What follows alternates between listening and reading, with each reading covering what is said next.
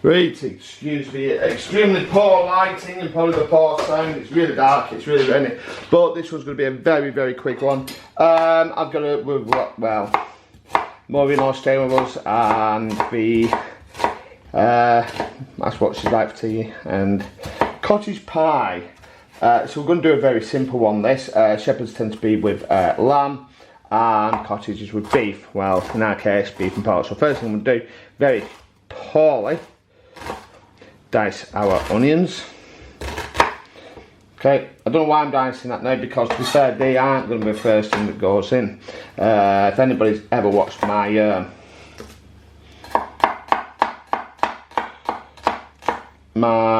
chili video, my bolognese video, you'll know that the first thing we're going to do is burn off our mince.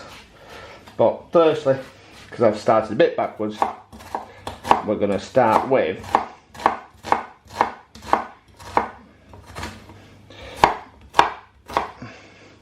dicing our onions.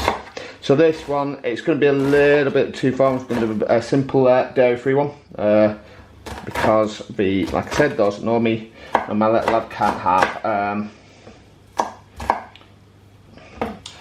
have dairy. Okay, so the rest is nice and easy. And that's pretty much prepped. The thing is, what I'm doing, because time is always short during a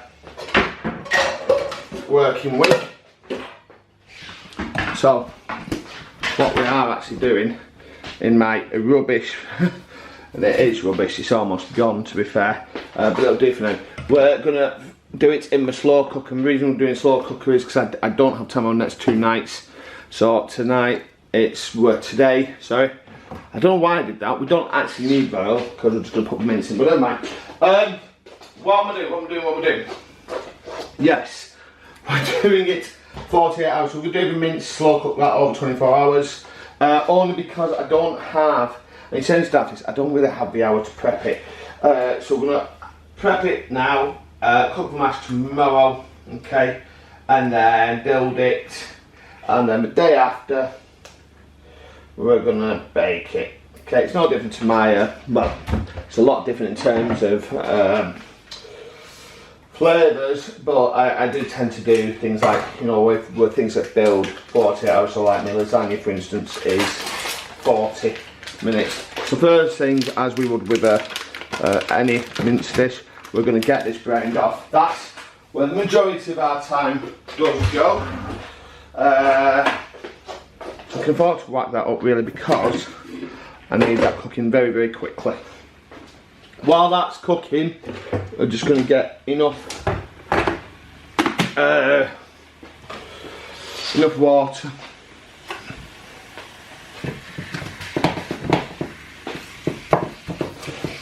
These bloody mince packs are now horrible. It's packs them and doesn't make them look very appetising. They don't taste bad actually, you know, when you've done it. But it tastes horrible. It looks, not tastes, it looks horrible when you first start prepping it.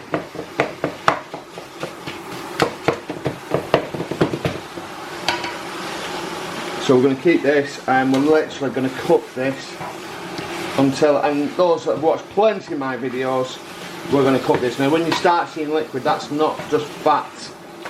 We're going to brown it until we hear a sizzle. Okay, then it's down to just fat. We're then going to add our onions, and again, cook them onions off till we hear a sizzle and a crackle. And yeah, at that point, if there's a lot of fat, you will drain it. If it's a little bit, I tend to leave it in there because it's a bit of air. Then to be fair, I'm going to end up skimming it with it cooking for 24 hours. I'm going to come back to this when it is browned. So as you can see, this is beginning to brown nicely. You can see at times maybe you can't, but you can see a little bit of it. That's not just fat down there, that's water as well. So we will keep doing this, keep browning it, and eventually I'll show you the sound.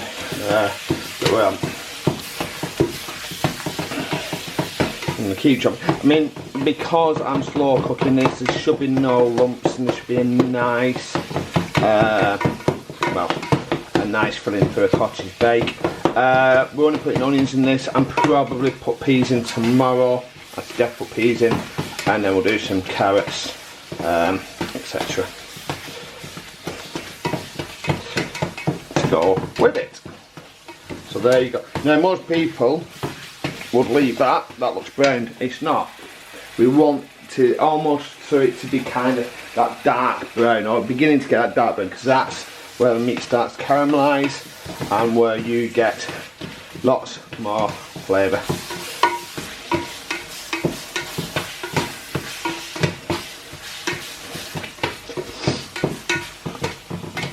And to this, surprisingly, what I'm actually going to add, I'm going to add not just some, I mean people use Worcestershire sauce, I'm using Dorsetshire sauce because that's better. Well, it's more expensive, but it is absolutely beautiful. This stuff here. Okay, so you can get this in Dorset. We always, when we go to Weymouth, we always pick up a couple of bottles. Not the cheapest of stuff. I think this cost me about £8 a bottle, but it is absolutely beautiful. And on top of that, I remember watching this on a video. We're also going to add a bit of umami. We're going to add a good old dollop of oyster sauce. Don't believe me? Try it. It really adds a nice richness to the to the shepherd's pie or cottage bake. Like I say, you know, if I was doing lamb and mash, shepherd's, beef, mash, and you've got to have cheese, cottage bake or cottage pie. So this is beginning to separate nicely. What I'm going to do, just not overwork it. We're going to let it brown a bit, turn it a bit, brown a bit, turn it a bit, and so on. I'll come back when that's just about done. So it's not quite easy, but there's definitely some brown on there. You can hear that sizzle and pop, and that's kind of what we mean. That's the sizzle we're looking for. That means, you know, you've got rid of the water content, and now we can start adding our other flavours. Now there's not a lot of fat in this, so because I'm going to end up skimming it because it's slow cooked anyway, I'm probably not going to strain this. I'll see what we're like. I might do, just because I can then use that as a base for the beef gravy.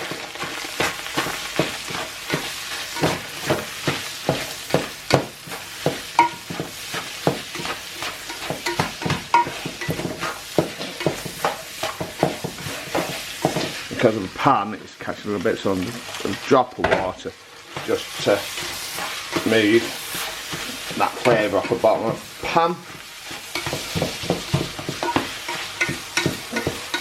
And at the moment, absolutely zero seasoning in this. I'm not probably going to add a lot because of the oyster sauce. Taste it more for the seasoning tomorrow. But yeah, so it doesn't actually need a lot.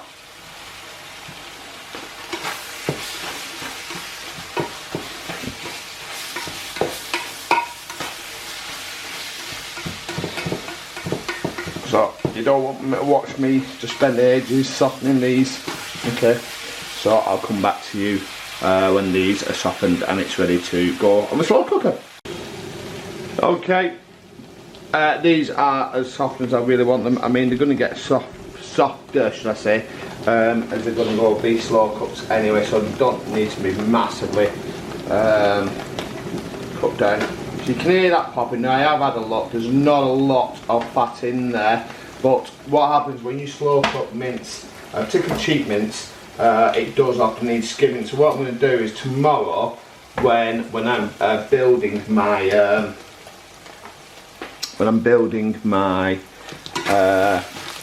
cottage bake, cottage pie should I say, I will skim the fat, and I'm going to reserve that fat and use it for the gravy. So I'm going to go in with a generous glug of that. That's the Dorsetshire sauce, and about maybe 2 tablespoons of oyster sauce. It does work, I promise you. That's assuming you can still hear me talking from the back. Alright, just clean this off. Give that a quick stir. And now, because I'm adding stock, I've got my oyster sauce in there. I've got Dorsetshire sauce. I'm not going to need to put salt in at this stage. I will try tomorrow, but it really won't need much, if at all, any. I will put some white pepper in a minute. As soon as I've done what I need to do with this.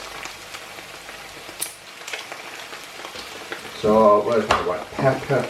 White pepper's always useful if you want that pungent, quite spicy pepper. Black pepper's mainly for seasoning. Yes, I know I've just seasoned white, but I prefer it in this. So there goes one beef stock. These are just general beef stock jellies, I call them. I don't know what you call them. But that's going to again slow cook, so don't really need to make sure that that's dissolved, because that will dissolve. No. So that's it. Doesn't look much now, but I can tell you now, tomorrow that is going to look banging. Okay, so just give that a bit of thing, and all I'm going to do is I'm going to put that on the slow cooker. I know it's on the hob now. I'm going to put it on the slow cooker and come back 24 hours later. Peace. And welcome back. It's the next day. You hear me clatter about as usual. However, my meat's done.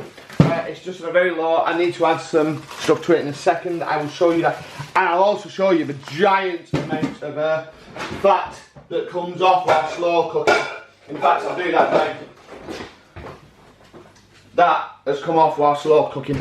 Huge amount. So that is going to make a delicious gravy tomorrow. We'll keep that there. But yeah, so what I'm going to do now is literally a case of peeling spots. Now, because our so that's a bin men aren't the best. We never get any green bags. We have green bags for food waste. So what I'm going to do, I'm going to peel them into a pan, and then I'm going to chop them. Now, I use, and to be fair, you could use any potato you want really, but I have always, since turning to these, I always use red russet, I think the russets, red potatoes anyway, for my mash. I've never not made a bad mash since with these, so definitely got it. And yeah, I need a huge amount, because what I'm doing here, oh, that's a bit of a dodgy one, I'll call that. Yeah, I'm making basically 3 versions. I'm making one for my partner, mother-in-law and daughter while I work. I'm going to do one for me, and then I'm going to do a little one for my lad, because what I'll do is I will use vegan cream, so it can have at least a decent mash, and ours will have vegan cream and butter, because obviously mash goes very well in butter. I need to eat more mash. The only issue with mash, and I must admit it's my own fault really, I do it that well that it has to be done a specific way, and it is quite time consuming. It's actually quite painful for me, but that is basically to obviously boil it until they're soft, steam dry them. We then what do we do? Now, you don't have to do this, but I do. Pass it through a ricer, and then not only after that, I then pass it through a sieve afterwards, and that just makes sure that I have that beautiful, smooth, creamy mash that looks good on any dinner plate. Mine always ends up creamy, almost like do they call it pomme puree, rather than a chunky mash and fluffy, but it tastes absolutely delicious. I am running out of things to say, so what I will say is, if you're one of the 90% of people that do watch my videos but don't subscribe, please hit that subscribe button. It really does mean the world to me, and leave me a comment below. What are your favourite dishes? What do you want to see me make next? What do you like to do with mash? And on that note, I have run out of things to say, so I'm going to pause the camera and I will come back as soon as these are peeled. Yeah, see you in a bit. Okay, and here we are now. there's lots of minds to this. I mean, some people used to do pretty much big potatoes, chunk them. I always like to just do small chunks. They cook a lot quicker, I find. I did see a time on MasterChef, right, MasterChef, you don't have to leave everything that's on there, that actually did pretty much the same size, but pretty much whole potatoes, and they still cooked. Basically, go with whatever you feel is best. Me, it's small chunks, and I've never had an issue this way, so I'm going to continue doing it this way. Now, also on top of this, I'm not going to add egg. Do I add egg? I don't know. Let's wait for half an hour and see what I do, because I do feel that it's good enough without. Some people like to put egg in to add colour, add a bit more flavour. Do you know what? You do you. As long as you like this recipe, and as long as, you know, you're putting your own twist on it, whatever you enjoy, that is what matters. At the end of the day, I'm not here to tell people, I don't think I could, I don't think I've got the right to tell people exactly how to do dishes. I remember being slated by an Italian for my 24-hour review. But that's the best thing about food. Food is, I think food cooking is a language. And I think you always have to do your own interpretation sometimes. I mean, obviously, if you're working in a large kitchen, obviously you're going to go, nope, that's not true. You have to listen to the chef, and you probably do have to listen to the chef. You're not wrong. But for home cooking, it's about not being scared. It's about being confident with what you're doing, no matter how stupid you may feel, or local, in my case, sound, and definitely sound today, but also how stupid I chop. Can you tell I'm doing actually better at this, at talking whilst mashing whilst cooking. So I am doing a lot of mash. I am doing an awful lot of mash. Now, back in the 70s, when shepherd's pie was actually the done thing, because that was cheap back then, people used to do, particularly in this country, you know, there was huge, I mean, we have cost of living now, there was a big cost of living crisis in the 90s, but people used to do lots of mash, because it was filling, it's cheap, tasty, and that's what I like to do. I mean, not saying that meat isn't needed, but lots of mash, definitely lots of mash. So what I'm going to do, I'm going to shove that under the cold water and get that onto rinse.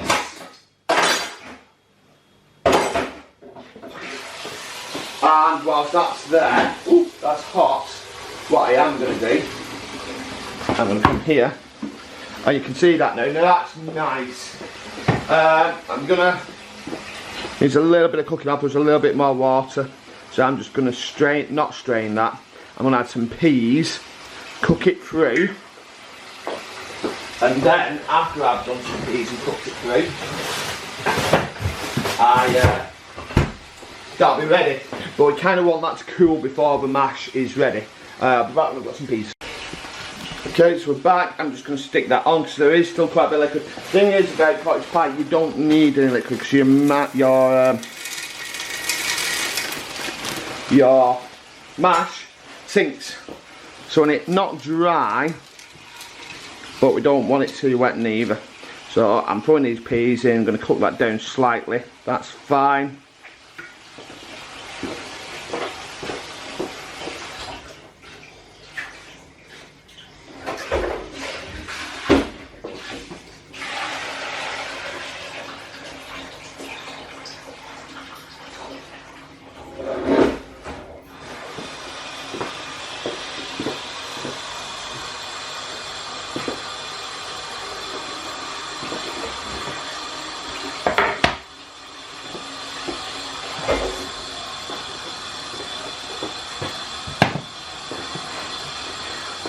And obviously at the back there you can see my spuds, lots of salt,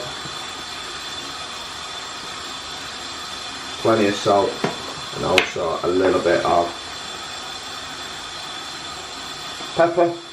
And then I'm going to put, oh, I need to put the right hob on to start, put that there, and now that's on, and those are going to cook through. I'll come back when that's cooked through. And there you go. I'm just going to cook down this in a couple of minutes, that's fine. But that's about right. I don't want it overly dry, so that's going to do nice. What I'm going to do, I'm just going to transfer this to 2 dishes, one for my little lad and one for the family, and that'll cool down whilst my mash is slowly cooking over there. Right, okay, they are now done. Probably maybe a tad over, but it doesn't really matter. So what I'm going to do, very nice and easy, I'm going to drain that and steam dry it. Obviously, I live in an old house. That noise you can hear is the then going out to steam. So I do apologise for the noise. A little bit more noise now because I'm going to get out, and I'm going to basically drain them now and then steam dry. Done.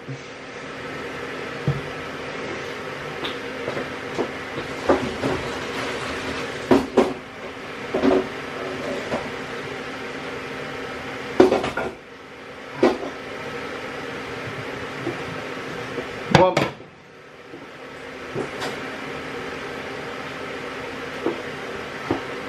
And I'm literally just going to let them steam dry for a couple of minutes before I start mashing.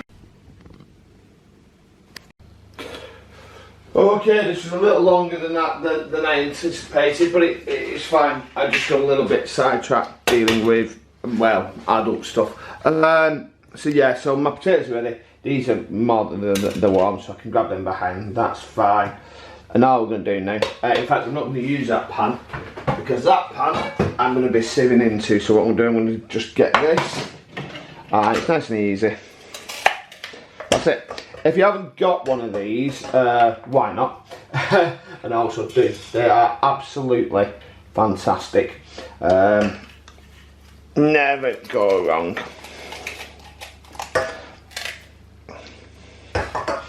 Now, this is it really. We're just going to put in rice and add more, and then keep going through that process.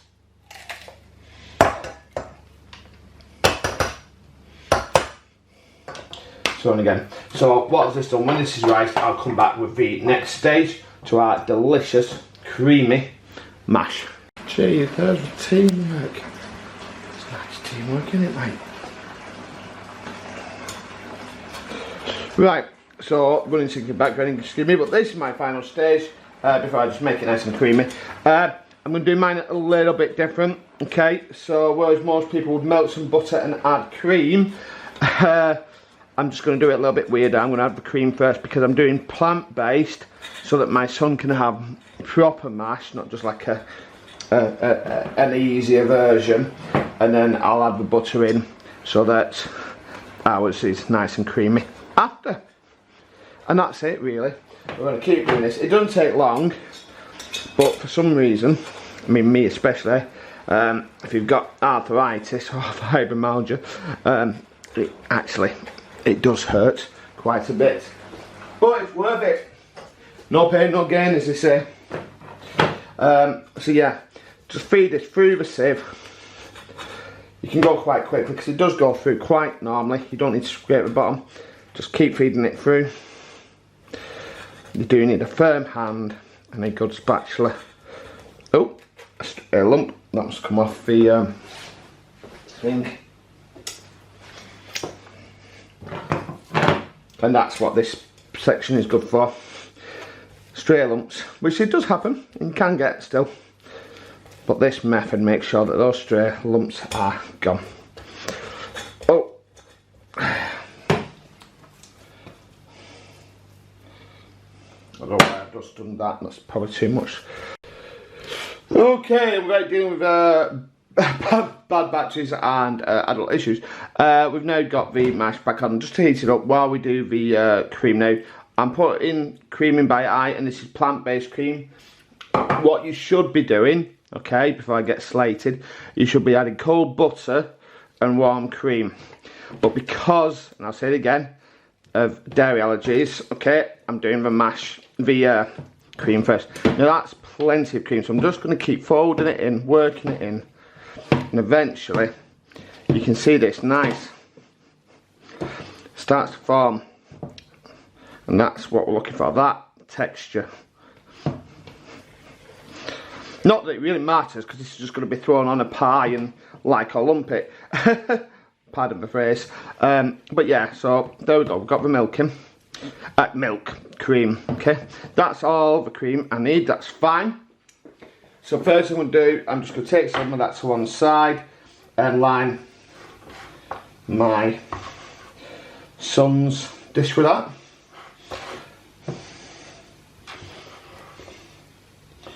And that's my son's cottage pie. And then, I'm literally, I don't have a lot of oil left, but I have enough to do this with. I'm now going to add 50 grams, maybe a bit less. And I'm just going to mix that in.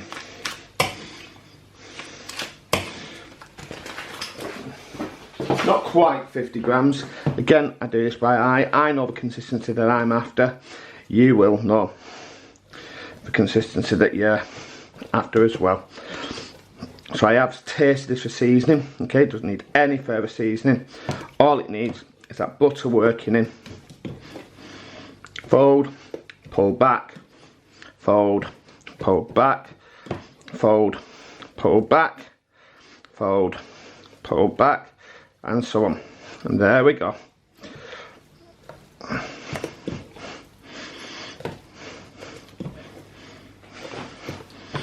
Now some people, before they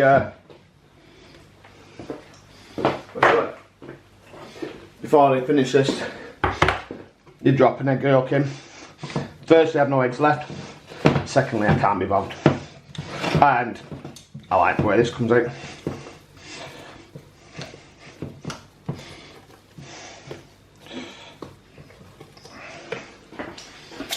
So we're ready for that now. So that's the little, no, it's very dark outside, but the lighting is shocking. Hopefully my colour correction when I've done the video is enough.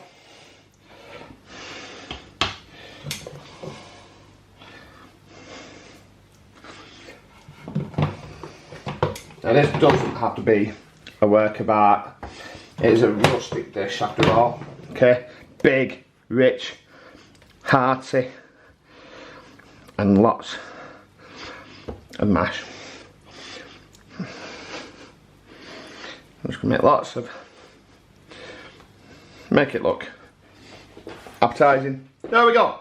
Now that's done, that's going to go in the fridge and then reheat it tomorrow. Baked in the oven. 30 to 40 minutes max.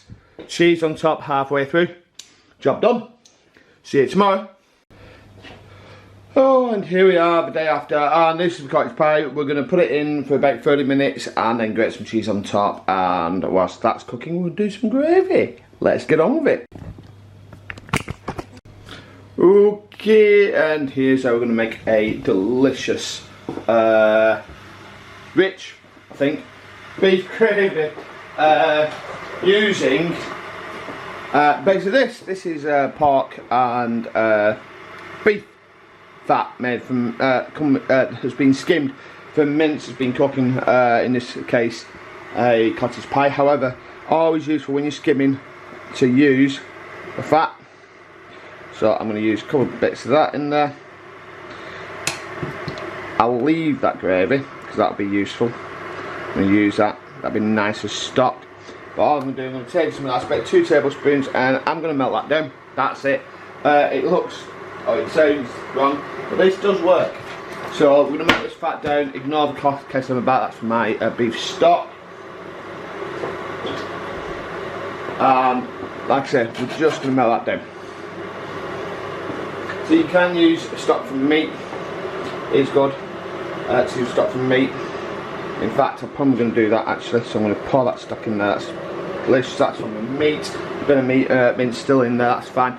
It's just when we were slow cooking, there's a lot of excess fat because cheap mince as well. So this makes beautiful gravy.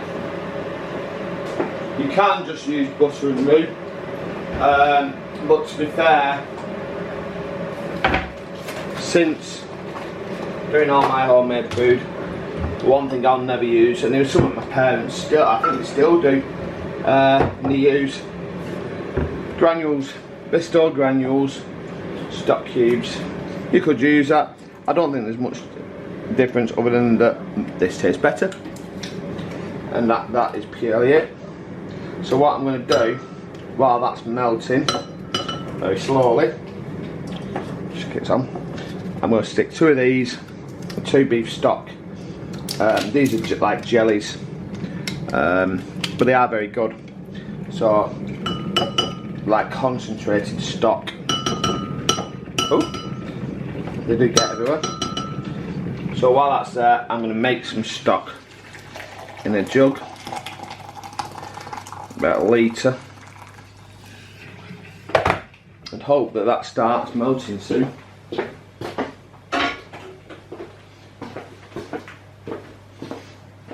And I'm back in a second.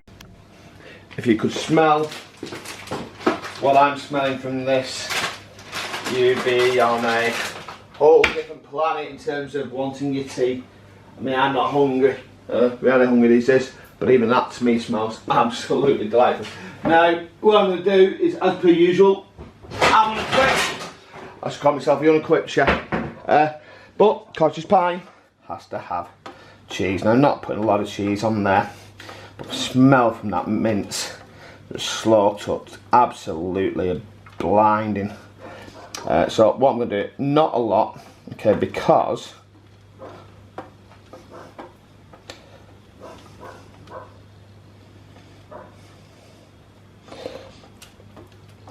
yeah, just because partner doesn't like a lot of cheese on. I thought, now, what you'll probably notice is that that's beginning to leak off the side. So to avoid a messy kitchen oven, I'm just going to transfer that to a tray, pop it back in.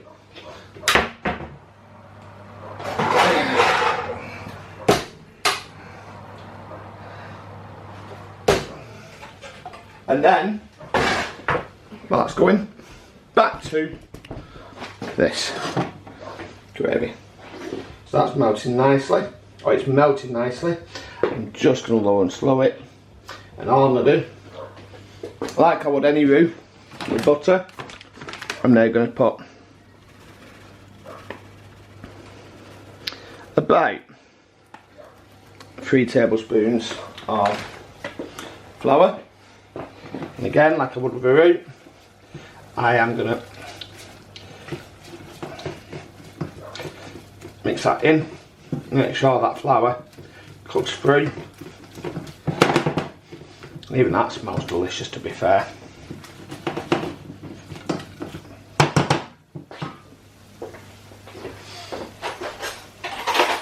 And this is the part, I think this is probably going to be the hardest part, because it's about keeping your eye on it. You don't want it too hot, and it's going to burn. It'll take it a bit. We don't want that flour to burn.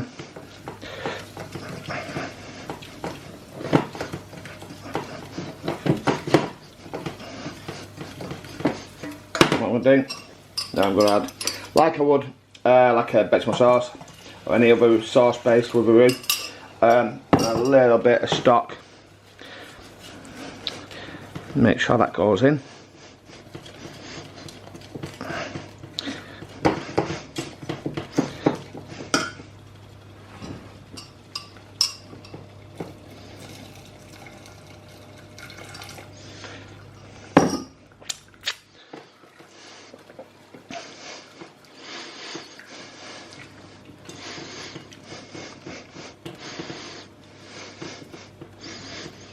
Now the thing is, when you use, particularly in the gravy, you use a flour based you could use corn flour, you know, just add your stock.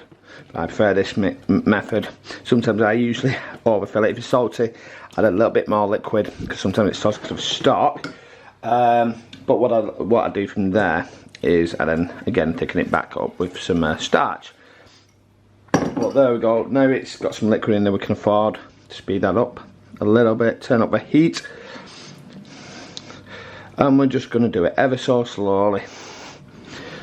Bring it to a boil, check the thickness, judge, and then add again.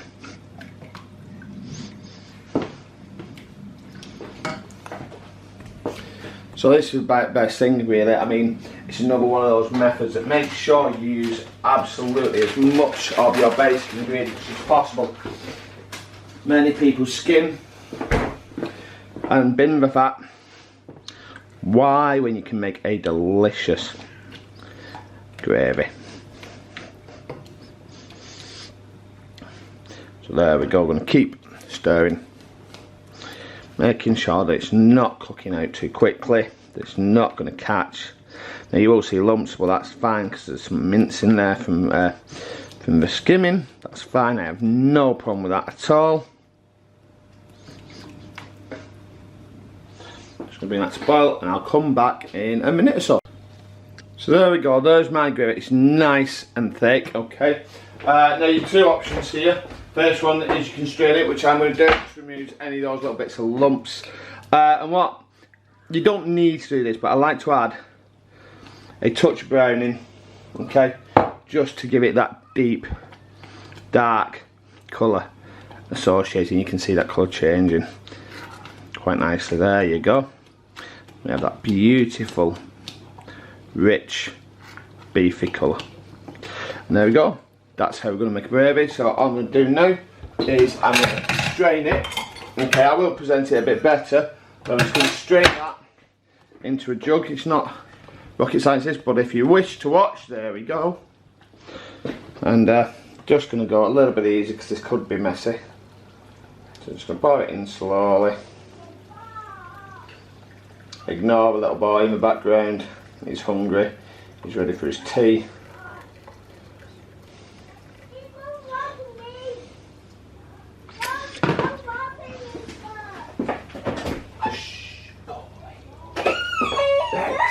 Get him away from the door.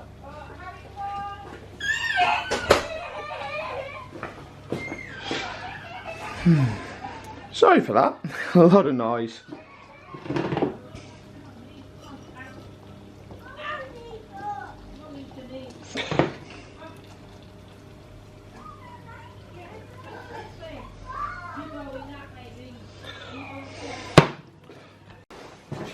And there we go. Check for seasoning. I've had a dollop of salt and pepper. And there we go. Delicious, rich, homemade gravy using the skim off from slow cooking meat, or the fat, should we say. Oh, that's a little bit weird. Right, okay, lovely. There you go. And lighting's shocking. I'll probably improve the colour on that, but there you go. Beautiful golden brown crust, topped with cheese. A delicious, easy, 48 hours, but it was still easy. 48-hour cottage bake. You could do it in a couple of hours, but this is perfect. Should you have the need to do it a couple of hours over 2 nights. So obviously now from that, we're going to serve this. Now, it's got potatoes, you've got your meat, you've got your protein, you've even got veg in there. But obviously, a little bit of... Now, to be fair, I've started roasting my cauliflower and broccoli. I think it is absolutely delicious. So there we go, we're doing that. And then a very good, hopefully generous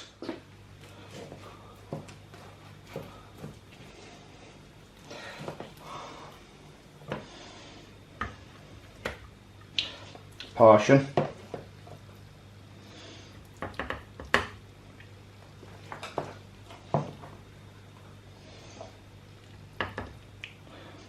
Cottage pie. A little bit wetter than I'd usually like, but it's there. It's a delicious cottage pie. Suitable on an evening like this when it's wet and cold. There you go. Absolutely delicious. Obviously missing this. because who doesn't like more gravy? Perfect. Ooh. And a little view of a more photogenic version. It looks a lot better than it did. Put on the plate before. I think mashed a little bit to it, but it still tasted absolutely delicious. This is just a miniature version that was made for me. I'm doing this by hand, but there we can see. Okay, delicious. Filling.